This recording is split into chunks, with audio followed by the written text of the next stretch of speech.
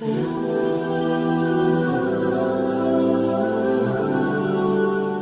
علیکم دوستو، آج کا سوال جو ہمارے ایک ویور نے پوچھا ہے وہ یہ ہے کہ کیا بستر پر لیٹ کر تسبیحات اور درود شریف کا پڑھنا جائز ہے اور اس کے بارے میں شرعی حکم کیا ہے؟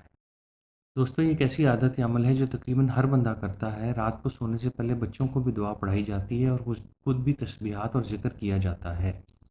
اس کا جواب یہ ہے کہ بستر پر لیٹ کر ہر طرح کا ذکر بشمول تسبیحات، درود شریف یا کوئی اور ذکر کیا جا سکتا ہے۔